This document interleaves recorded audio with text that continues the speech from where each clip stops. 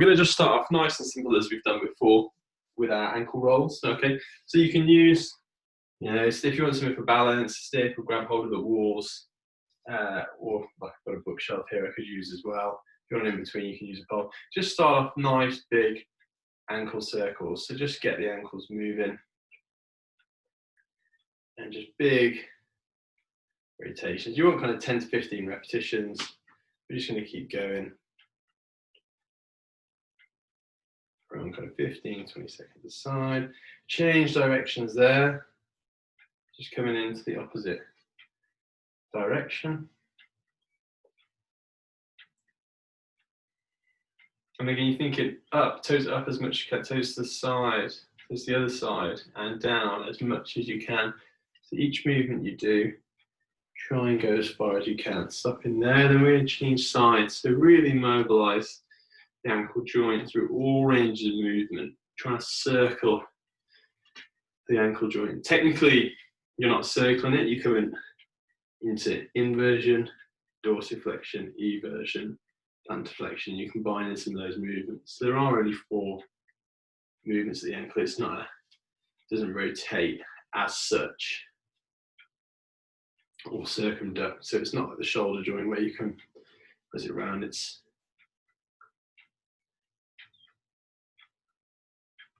a stable-ish, unstable joint. Not that that will make much sense. Again, it requires a lot of stability. Changing directions, guys, if you haven't already. But it also requires a good amount of mobility through the ankles, particularly your squat and running. And even walking, you can get issues with the lower back if you don't have enough dorsiflexion at the ankle. 3, 2, and 1. Okay, stopping there. So the first thing I want you to try is just putting the foot into eversion. So we're going to go left foot. I'm just turning the foot in. So just push that in and hold there and see if you feel a stretch anywhere. You're always going to get more inversion. So that's typically where you'll get an ankle sprain, is inversion. We're going to actually push to eversion. So you're not going to get too much kind of freedom of movement, too much degrees of movement, but just push that foot into the floor. Feel free as well to kind of lean your body weight into it a little bit more, or push the foot into the floor. Again, if you find it easier, and taking the shoes off as well, that's absolutely fine. If you want to feel a bit more movement, and then we're just going to come over. I just want you to feel the other way. So now you will get a greater range of movement. So you get into inversion, which is typical kind of ankle sprain. But you're also going to start stretching kind of distal peroneal attachment, maybe a tiny bit, but also the tissues around the lateral ankle. So if you do have a particularly stiff ankle and inversion, eversion, so it rotates side to side. And it's just an easy way to stretch it out. And again, guys, other side, so it's more of a kind of joint move. It's not stretching too much kind of soft tissue there, but just have a feel for that. Get a feel for the eversion stretch, and then we're going to go for inversion.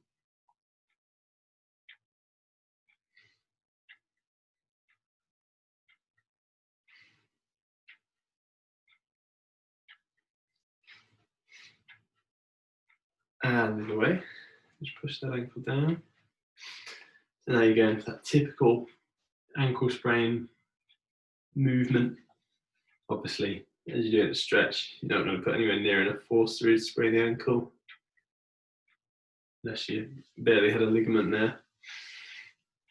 It's enough to get a good stretch. And just hold.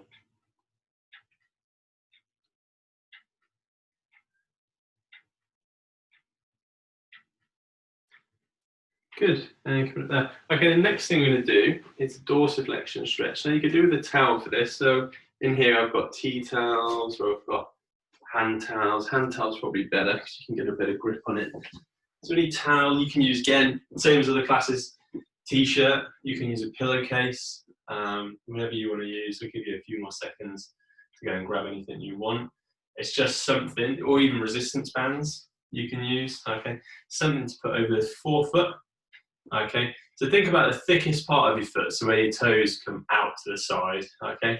That's where you want the towel. So not right in the middle of the foot, not right at the top of the foot, not on the heel, okay? Just around there. So as you can see, and just a few inches down from the toes. And then I just want you to pull the ankle back towards you, okay? Again, if it feels like it's slipping off, think about bringing the arms down, okay, or bringing the towel down slightly, okay? So I've got about a centimetre down there. I can pull really hard now and not worry too much about it slipping off. And again, you may feel this in the ankle, you may just feel a bit of a calf stretch. I'm just going to hold this position here.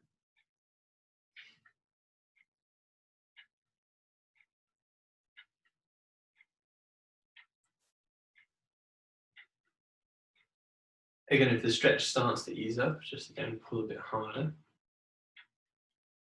And just keep adding to that stretch. Cool, and releasing there. And then I just want you to change on the other side. Again, bands can be quite nice because you can pull either more so or less so on the bands, or move your hands down the bands as you pull. Also allows you to just ease into it a little bit more. It's not a solid structure like a towel. So you can get, some people call them stretching bands, but they are just basically heavy resistance bands that you pop around the foot. You can use belts actually for this as well. So you can use a physio belt, but why bother wasting your money on it when you can just use a normal one? Wrap the belt around exactly the same, pull tight. If you're doing it to yourself, you'll never need anything else.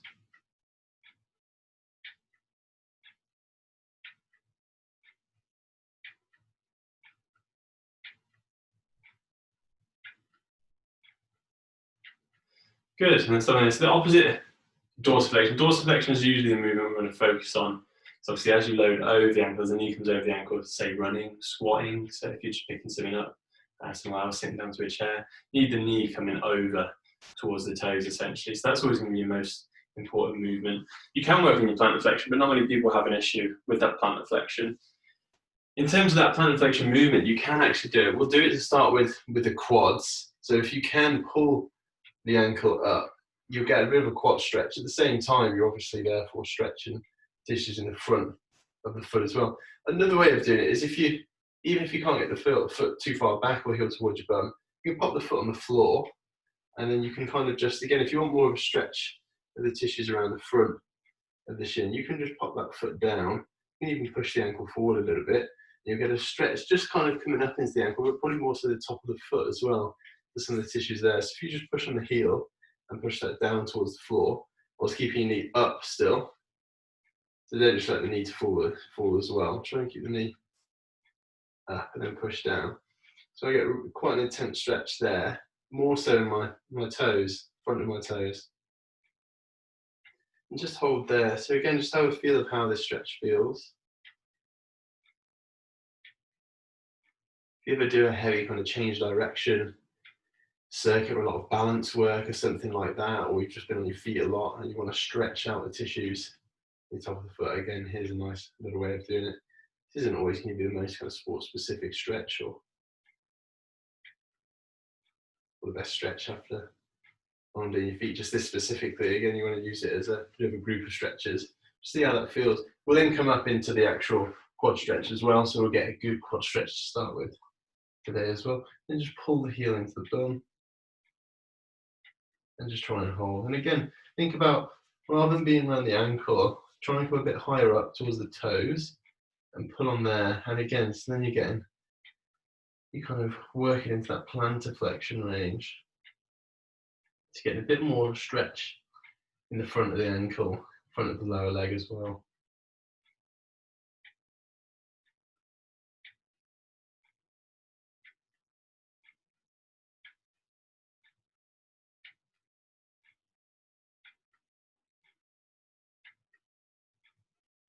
Awesome. And down there. Okay, changing sides. And again, just have a little play around with it. There's several ways of doing a stretch. If you line your side to start with, and then again, you can either just go straight into the full stretch, or you can again put the foot down and just practice kind of pushing on the heel and just giving the toes in front of that foot straight. When I first push, I feel it on the front of the foot. And then it seems to just kind of radiate then, just then, solely my toes then.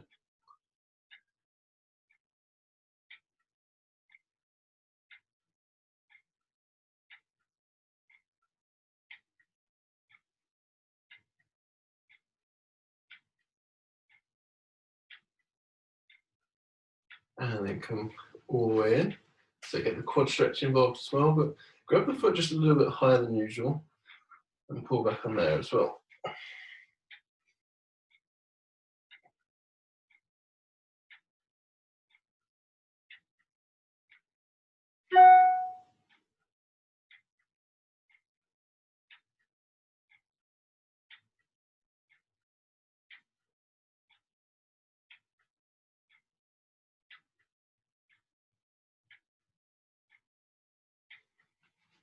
Good, and then release in there. Right, okay, we're going to come back to that dorsiflexion stretch. Again, like I said, it's the main component most people usually want to work on.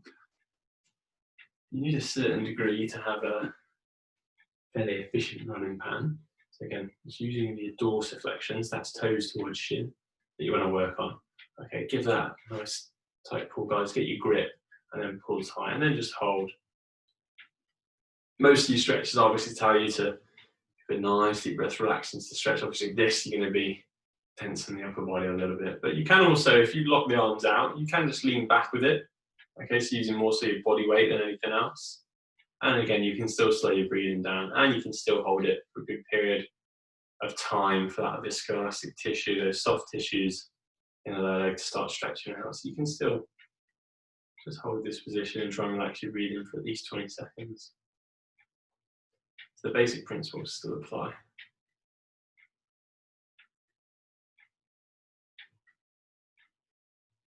And stopping there, and again, we're stretching plantar flexor, so we're going into dorsiflexion, which means we're stretching the muscles that plantar flex. So the muscle I always bang on about, the soleus and the gastrocnemius. Soleus, very important for running, deceleration, taking load off the knee as we decelerate. Both times I've ruptured my ACLs, I've had an ankle issue. Again, the soleus plays a big part in knee stability and supporting the ACL in terms of deceleration and running. So it's a muscle that's very, very often overlooked, but it's very important. And stopping there, good stuff. Another way of doing it, now I can't do this on my right knee, I can do it on my left, is sitting back onto the heels. You can put weight onto that foot and push it into the floor. So if I take my right leg out, I can show you a bit better. So you can push that leg down. Again, you're going to get a bit of a stretch front of the thigh, potentially front of the knee, and you're also going to get those toes and front of the ankle, front of the foot, okay, involved. So again, there's several ways of doing it where you can just add a bit of load and sit back into your heels and things like that. Next, we're going to go into our dorsiflexion pattern again. We're just going to go knees over toes. So I just want you bringing knees forward over the toes, trying to keep, obviously, the heels down on the floor, but they will just pop up a little bit as you get to the end. But I just want you to kind of mobilize into that range. Just bring the knees over the toes.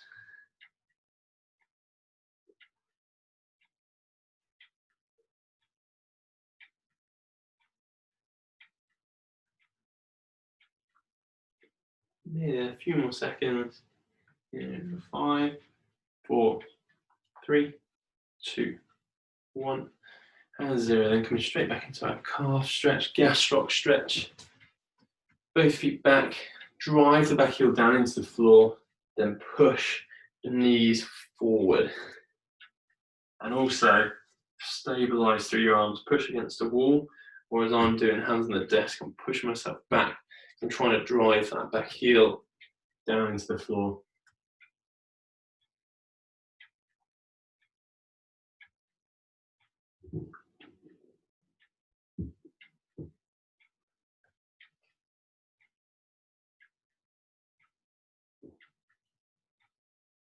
And changing the legs.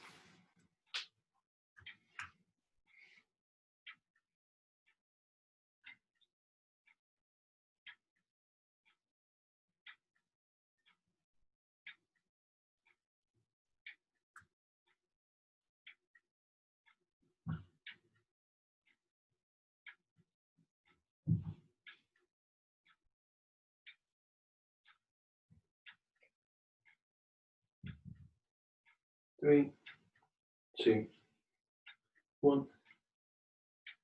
And coming up there. Okay. Whilst we're in standing and we've got a desk, or if you're leaning against the wall, absolutely fine as well. Try and get something like a chair or a sofa now. I'm going to go for a hand and standing hamstring stretch. Okay. So foot on. As I say, you can bring more kind of proximal calf into the equation by bringing the toes up. If you push the toes forward into plantar flexion and then lean forward with your body weight coming over, you're going to get it more kind of hamstring. If you tip up the knee up a tiny bit as well and lean forward even further, again, you're probably going to feel that, again, more hamstring than anything else. So I've got a slight knee bend when you pop up and then you're leaning forward. Okay, so I'm bringing my body weight forward. My chest is near the knee. Again, don't have to be that flexible, it's just dependent on how far you can go before you feel that stretch. And for me, I'm having to come right forward before I feel it there, right in the hamstring. And then I'm just holding.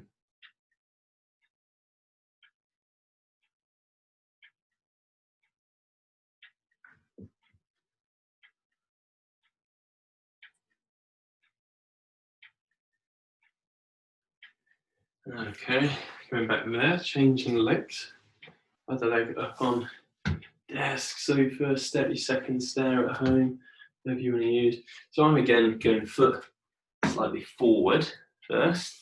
I'm getting slight bend in the knee and then leaning over that knee. And again, I can feel that mainly hamstring. Did a run on the field today. I'm getting grass all over my desk. Just keep leaning forwards.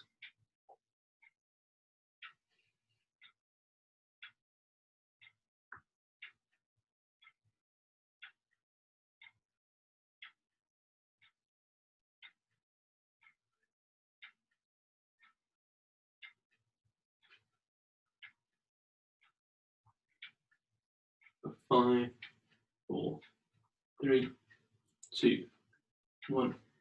And 0, come back up. Okay, next, I just want you to try that stretch. You always see everyone doing the hamstrings, even though it's probably more on the back of the knee and top of the calf. Try that stretch where you pop your heel down, similar to what we've just done on the desk, you do it on the floor, and you see people reaching for the toes. Just see the difference in feel. So if you try and pull the toes up as you reach forward, again, as you can see, my back position is absolutely dreadful here, but we're not lifting any weight up, that's fine. So just try and kind of pull the toes and keep that heel dig down on the floor. In terms of compression on spinal discs in this position, so if I was obviously in here, stronger position, okay, just add in that curvature in there, there's only 4% more compression throughout the disc. So if you've got a strong enough back, there's no reason why you can't flex the spine. That's why there's so many joints in it. It's designed to flex and extend and rotate to a very good degree. It's only if you're picking away up from the floor, etc., you want to start switching those muscles on and lift it safely. Otherwise, there's no reason you can't be in a flexed or bent position. Drive that heel down to the floor again. Again, you'll probably hear a bit different on manual handling courses, but again, if you're not lifting up anything heavy, there's no reason you can't bend the spine. Usually a stiffness issue or a weakness or activation issue in the erector spinal group, or surrounding musculature, or support from the hip that's more so the issue. Keep that heel dug into the floor, keep pulling up on those toes, lock this arm, hand on the knee, so you can support yourself or the thigh, okay, either or, whatever's comfortable for you.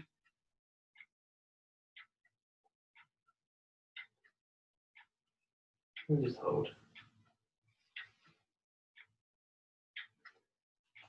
And then coming back up there. Awesome. We'll come down to the floor next. As we've started with hamstrings, again, going into some of my favourite work around the hamstring, legs straight, and just lean forward. So you sit and reach, your wide legs, sit and reach. You see how far you can get. They've already started with a bit of hamstring stretch. So hopefully today, doing this few stretches, I'm already past my heels, which is great because usually I'm back about here. about 2 or 3 inches behind the heels, so already getting a bit of range of movement, which is great.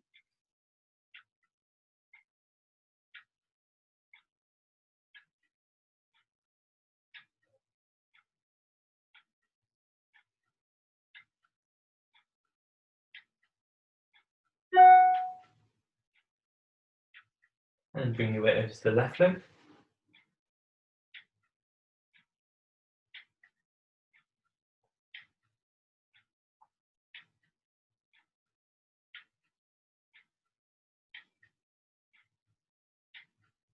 And bring your weight over to the right leg.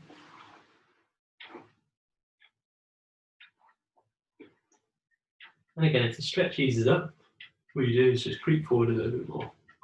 Let the hands creep up the carpet or creep up the floor.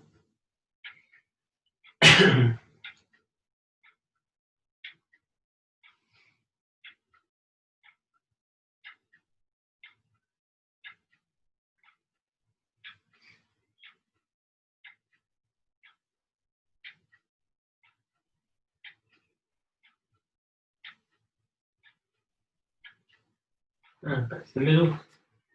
And slowly coming back up. Okay, then I want you to go as wide as you can. So now we're going to get more groin. Still a bit of hamstring, okay, but more so groin involved as well. And again, reach forward.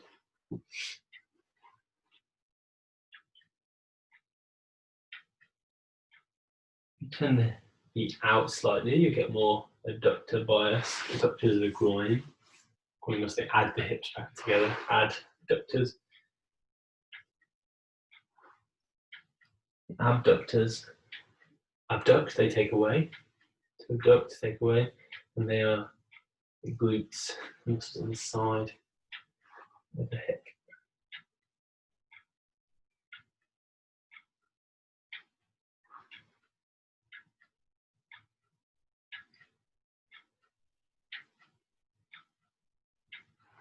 Slowly coming back. As we're stretching the groin, we'll go straight into another groin stretch. Butterfly, feet together. Hold the ankles, just gently push the knees outwards. Again, if your legs are up here, you might just need a little push. And if they're already down, you may actually have enough just with gravity to hold.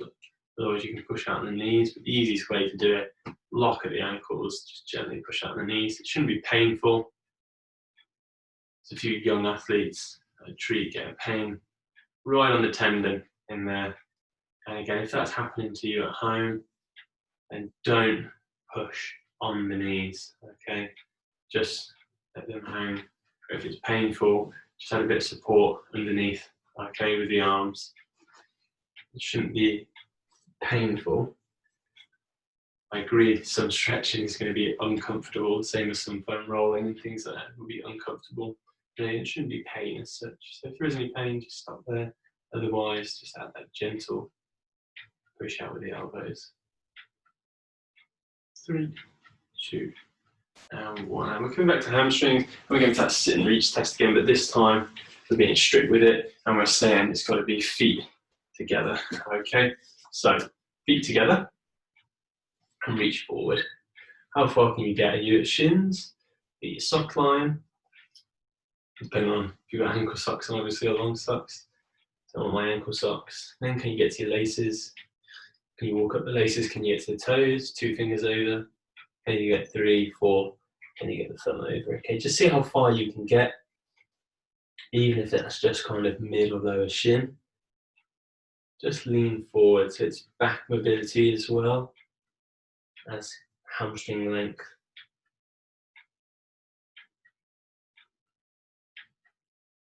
And again, just keep holding.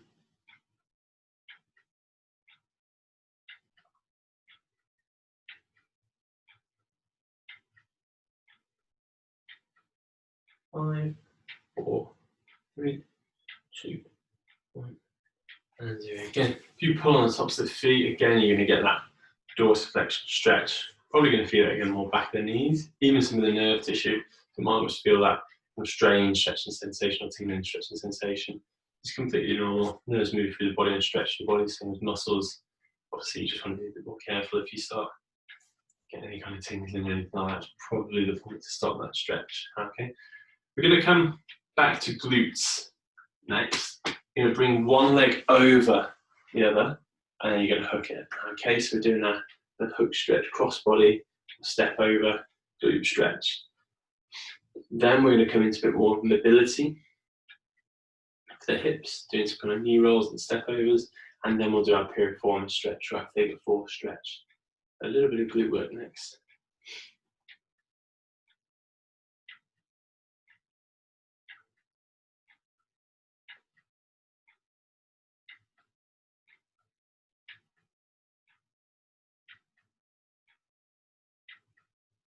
Three, two, one. And zero, coming down there, changing the legs, the leg up and over. Try and get the opposite arm to hook if you can. Doesn't matter if you can't, but if you can, try and get opposite arm to hook. And pull in tight and squeeze.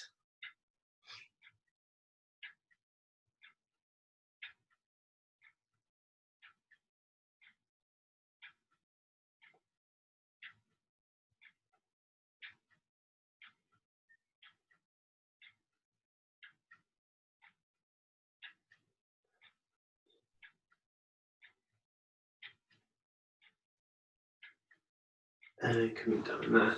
Okay. Next we go into very basic glute and lower back actually. Movement knee rolls. Okay, so feet together, knees together. Then just let the knees roll from side to side. Okay, so you're going to get it a little bit around, so even into the lower back. Okay, and just think about letting the knees fall from side to side, keeping the shoulders and elbows, if you can, down on the floor as the knees come side to side. Not too bad at these, so I can get my knees down.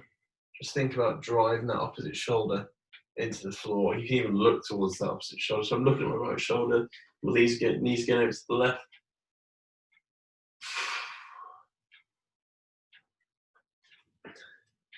Just keep switching. The hips are rotating, they're moving. You get a good mobility around hips, but also the back as well.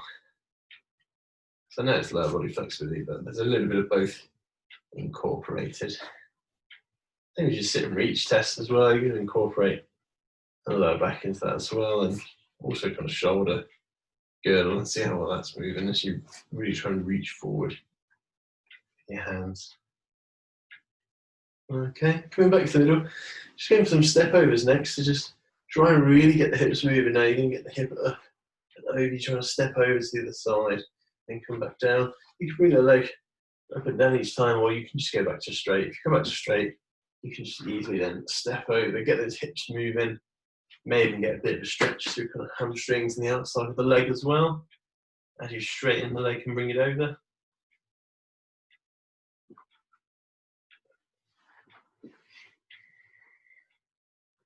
I'm going to go 3 more sides, so for 6, 5, 4,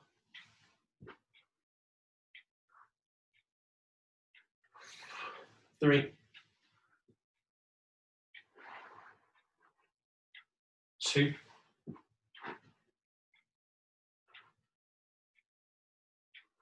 and 1. Okay. And like I said, number 4, this little pattern, we're going to go ankle over knee, and it's going to be a figure 4 stretch. So ankle over knee, knee comes up, try and grab around the back of the leg, furthest away, and pull in tight.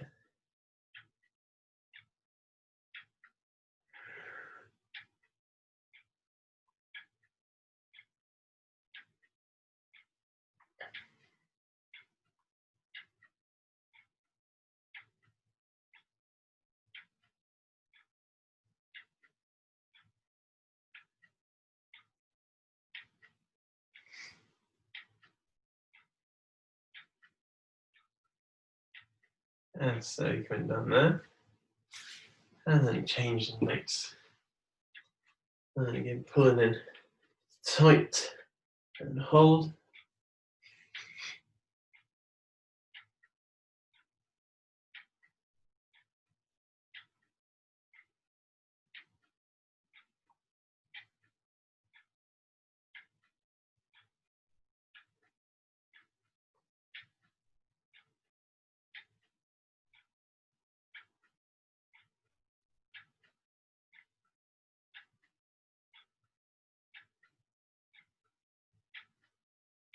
And slowly going back down there. Okay, good stuff. We're going to finish it tonight with one of my favourites, Spider-Man stretch, as I call them. There's a lot of different movements involved in this. So you're stepping the foot up.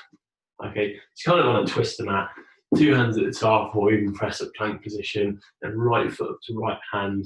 And then from there, you're leaning down. You're trying to push the hips down to the floor, and you're trying to lean into the stretch. So takes a good bit of a body strength. So you're holding your weight through the arms the whole time. My back knee is down on the floor. I'm pushing the hip down to the floor, so I'm getting the hip flexor stretched a bit. And I'm also getting a bit of a groin stretch on this right side. If I bring this foot even further forward and lean down, again, then I'm going to get a bit of hamstring as well. So it's a stretch you can really kind of play around with. If you want more left hip, you're going to drive that down further. If you want more right, again, you're going to kind of lean down from the right side. If you want more right hamstring, you're going to jut the right leg out a bit further. And when you're in that position, just hold. So I can feel kind of 2 or 3 different areas stretching now, which is the benefit of it. And just hold.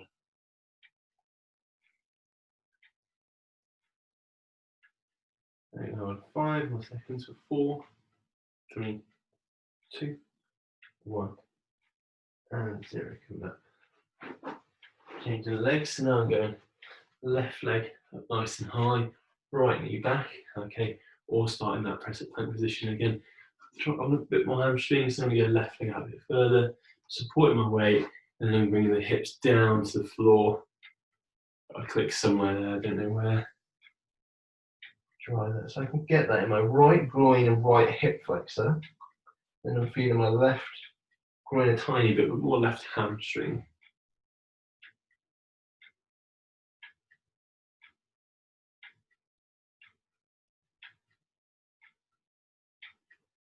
Five, 4, 3, 2, 1, and 0. Going up there. Again, use your arms to bring you up and push you up. Well then, guys, thank you for taking part. Again, lots and lots of work initially today around the ankle. Had a glute stretching pattern, our usual kind of hamstring stretching routine. It's kind of sit and reach work, side to side, wide leg, narrow legs. Again, any questions, jack@energizedtherapy.com, or put a comment in the comments box. Next week, class will probably again be a little bit earlier.